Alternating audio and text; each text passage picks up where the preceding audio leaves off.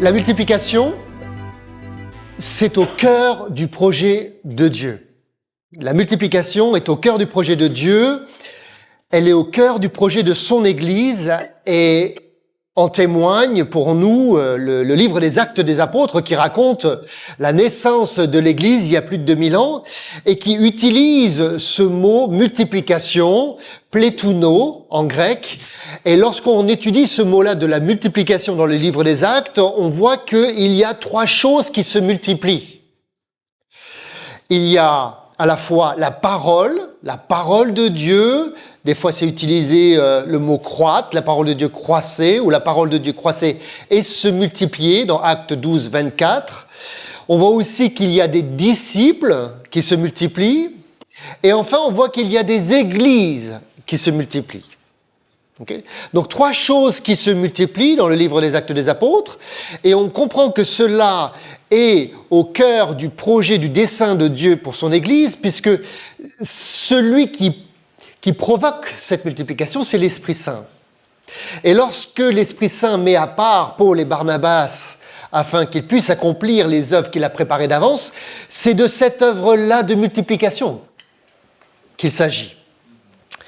Dans le cadre de la multiplication de la parole de Dieu, ça peut être un peu étrange pour nous de parler de multiplication de parole de Dieu. Est-ce qu'on est en train de parler de photocopieurs? Est-ce que c'est ça l'objectif? Dans un âge digital, comment est-ce qu'on multiplie la parole de Dieu?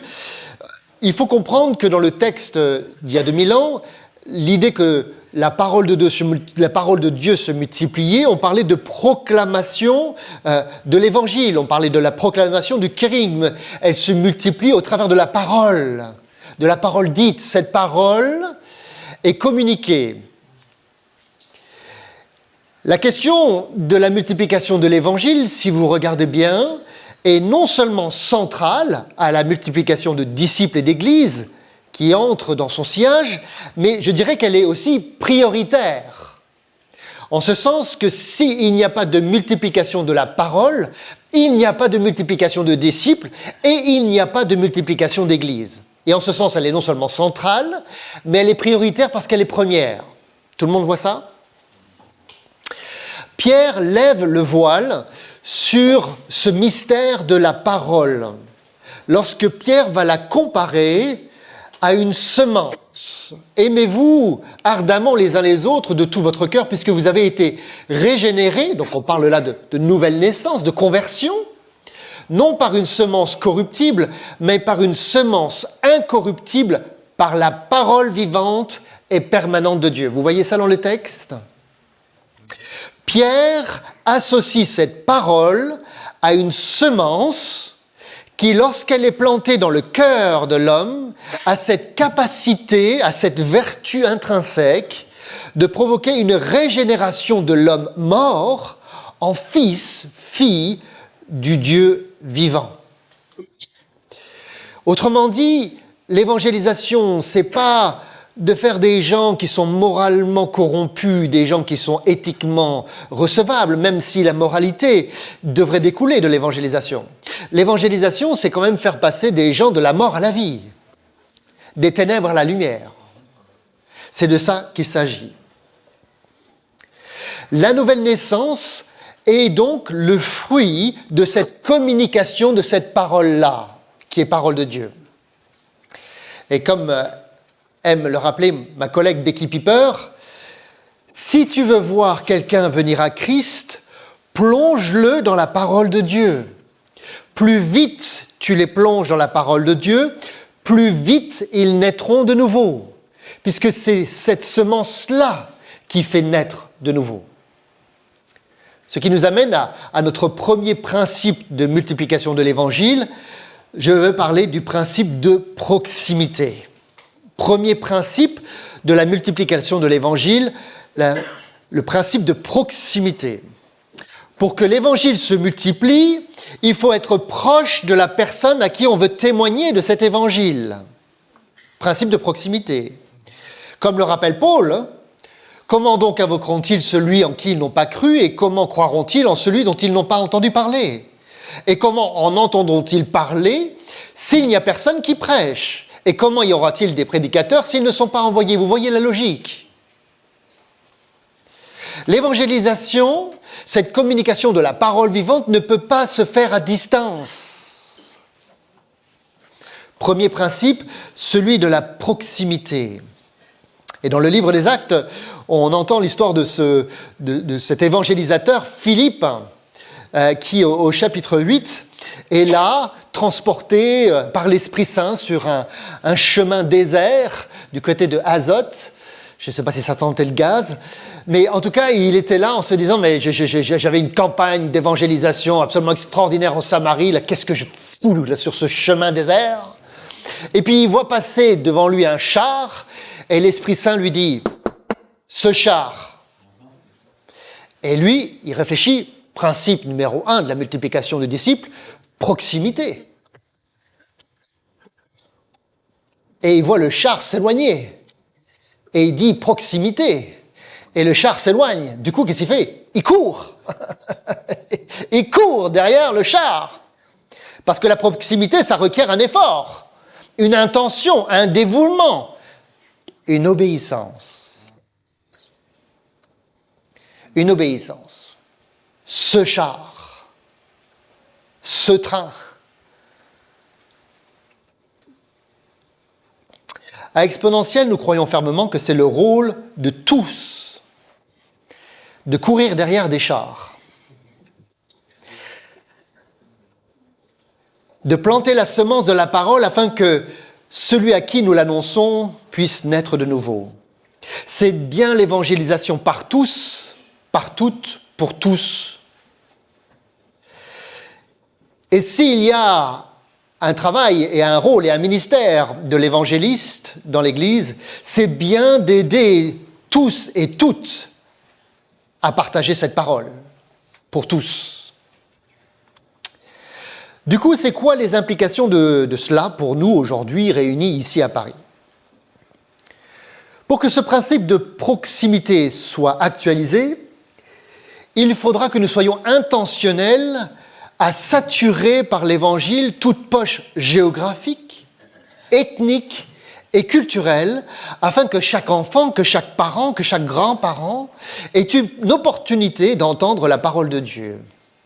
Autrement dit, proximité nécessite accessibilité à cette parole, en particulier envers ceux qui ne savent pas qu'il y a un Jésus qui sauve. Il faut que ceux qui soient loin de nous, géographiquement, éthiquement, culturellement, deviennent notre prochain.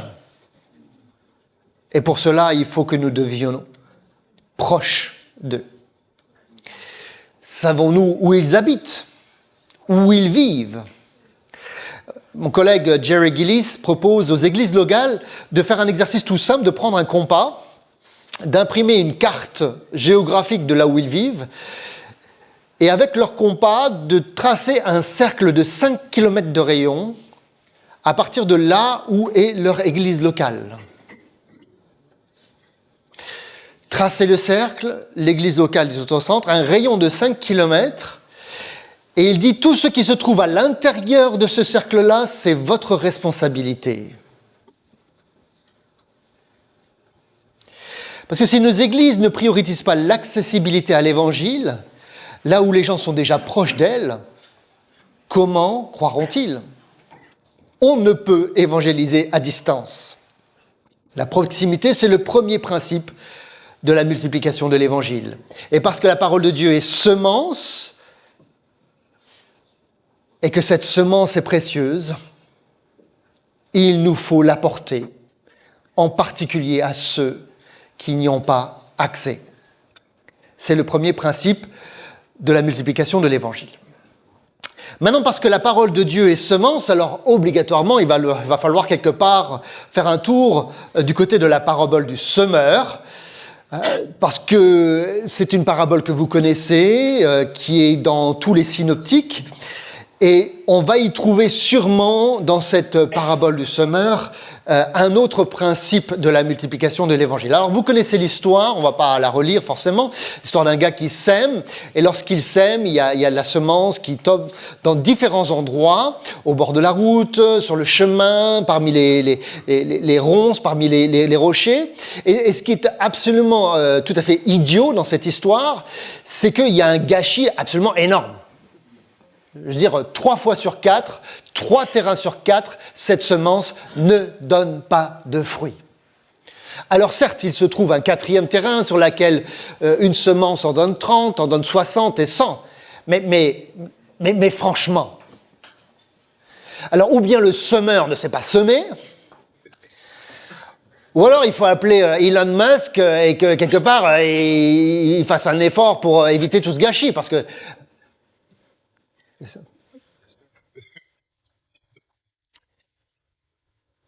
alors, on est d'accord que la parabole du semeur, c'est pas forcément une parabole de la conversion. Hein. C'est-à-dire que on comprend bien que la parabole du semeur, c'est notre capacité à être réceptif à la parole de Dieu. C'est-à-dire qu'elle s'applique tout autant pour ceux qui n'ont jamais entendu l'évangile, mais aussi pour nous, aujourd'hui. C'est-à-dire que cette parole-là que nous semons ce matin peut aussi tomber sur un terrain tel que nous l'avons lu, nous l'avons compris et nous oublions. Et il n'en demeure pas moins que l'idée de cette parabole, et peut-être c'est un principe qu'on peut reprendre pour nous, c'est un principe qui nous fait comprendre que pour que la parole puisse trouver son chemin dans le cœur de l'homme, il va falloir y arroser pas mal de semences.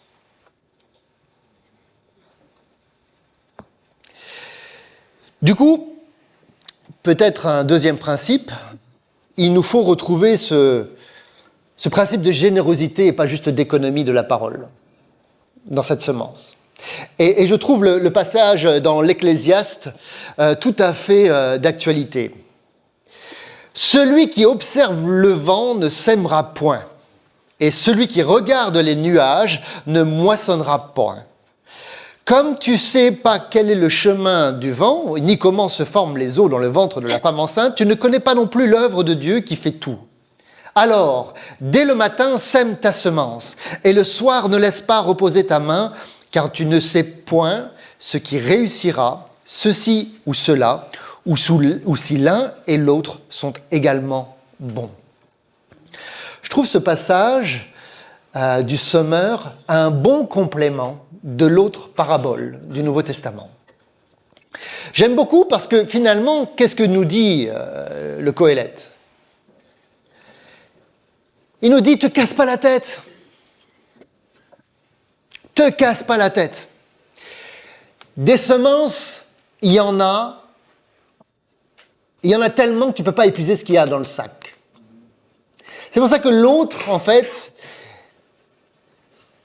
peut-être sous un premier regard, on pourrait penser qu'il les gâche, mais il est convaincu que plus il plonge sa main dans le sac, plus il y en a qui arrivent. Et c'est pour ça que ce principe de générosité l'anime. Il nous dit, ne te casse pas la tête, sème avec abondance, du matin au soir, dans les bons ou dans les mauvais jours. Alors, c'est quoi les implications de tout ça pour nous, aujourd'hui réunis ici à Paris ? Je pense qu'il nous faut réemprunter le chemin de la générosité. Est-ce que vous vous souvenez des premiers jours, du temps du premier amour, de la vitalité, de la générosité, de l'audace qui vous caractérisait ? Des fois peut-être un peu trop généreux même, hein ? Je me souviens d'un vieux papa africain qui, lors d'une conférence du mouvement de Lausanne, se demandait où étaient passés tous les David. Il nous disait, vous savez, les Goliaths, on passe notre temps à les étudier. On sait ce qu'ils mangent, on sait combien Goliath pèse, ce qu'ils passionnent, mais il n'y a personne pour commencer à lui jeter des cailloux. Où sont les David ? Est-ce que nous aurions perdu notre générosité à force d'avoir la tête dans les nuages ? à contempler et prédire la météo, observant les mouvements du temps pour être bien plus tactique, bien plus stratégique, bien plus pertinent, efficace dans la mission. Que nos programmes dans nos facultés et dans nos instituts bibliques ne soient pas des cours de météorologie. Qui ne sème pas ne récoltera pas, dit le Qoélète. Comme pour dire, à bon entendeur, salut. Premier principe, celui de la proximité. Deuxième principe, celui de la générosité. Troisième et dernier principe, celui de la transférabilité. La proximité et la générosité sont les conditions nécessaires pour que cette semence trouve le chemin du cœur de l'homme, afin que l'Esprit Saint puisse féconder cette semence et qu'il en sorte une vie renouvelée, régénérer des fils et des filles perdus, morts, en des fils et des filles du royaume de Dieu, qui à leur tour porteront cette semence de l'Évangile ailleurs, plus loin, dans d'autres terres. C'est le principe de transférabilité. Et moi, je trouve ça absolument, tout bonnement, génial. Parce que l'ensemencé devient l'ensemenceur. Vous voyez la chose ? L'ensemencé devient l'ensemenceur, ou l'évangélisé devient l'évangélisateur. Un principe de multiplication. Là, devant nous, dans le texte, regardez. Une autre partie tomba dans la bonne terre, nous dit la parabole du semeur. Elle donna du fruit qui montait et qui croissait, et elle rapporta 30, 60 et 100 pour un. Mais qui sont et qu'est-ce que les 30, les 60 et les 100 ? Le texte dans Matthieu 13 nous donne la réponse. Celui qui sème la bonne semence, c'est le Fils de l'homme, le champ, c'est le monde. La bonne semence, ce sont les fils du royaume. Autrement dit, cette semence qui est la parole de Dieu, lorsqu'elle germe, donne naissance à une personne, un fils, une fille du royaume qui elle-même devient porteur de cette même semence. Alors, c'est quoi les implications de tout ça pour aujourd'hui, pour nous, réunis ici à Paris ? Ça veut dire que l'évangélisation ne s'arrête pas juste à semer l'évangile. L'évangélisation continue au travers de la formation de disciples qui va ancrer la personne dans la réalité du royaume de Dieu. Si vous ne faites pas de disciples, vous n'avez pas vraiment évangélisé. Parce que la semence est appelée à devenir ensemenceur. L'évangélisé est appelé à être évangélisateur. Et on le voit bien dans l'histoire de Philippe, qui courait avec beaucoup de générosité après le char, pour se retrouver à côté de lui, proximité. Il l'a amené jusqu'au baptême, n'est-ce pas ? Cette semence est allée jusqu'au baptême. Et cette semence, qui était un Éthiopien, est devenue fils du royaume de Dieu. Et ayant reçu la semence de l'Évangile, cette semence est devenue un ensemenceur dans son pays en Éthiopie. Et la raison pour laquelle il y a une église en Éthiopie aujourd'hui, qui a plus de 2000 ans d'âge, c'est parce qu'un jour, une semence ensemencée est devenue ensemenceur.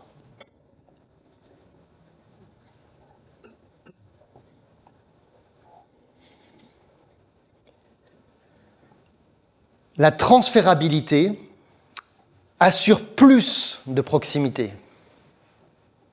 Vous comprenez ça ? On résume. Proximité, générosité, transférabilité. Philippe court après un char. Plus il attend, moins il est proche. Ça demande un effort. Il court. Il se rapproche. L'Éthiopien devient son prochain. Proximité. Il monte dans le char. Il s'assoit à côté de lui. Et là, dans cette proximité, il lui annonce l'évangile, cette semence tombe dans la terre, il la reçoit, il reçoit le baptême. Philippe débarque du char, lui continue sa route jusqu'en Éthiopie. Il arrive en Éthiopie, qu'est-ce qu'il fait? Il fait la même chose que Philippe. Et il ensemence un autre royaume à partir d'une semence qui vient elle-même d'un autre royaume. Et donc vous voyez ce cercle vertueux. La générosité qui doit nous animer, premier principe, nous fait courir derrière des chars où on va découvrir un autre prochain. Et en touchant le cœur de ce prochain par cette parole de Dieu, lui qui l'a reçu va devenir un ensemenceur en puissance qui, excité par la nouvelle du royaume, cherchera un autre prochain sur son chemin. La multiplication de l'évangile passe par la proximité, la générosité et la transférabilité. Alors mes amis, ne soyons pas juste de ceux qui entendons la parole de Dieu. Soyons de ceux qui la pratiquent. Multiplions l'évangile.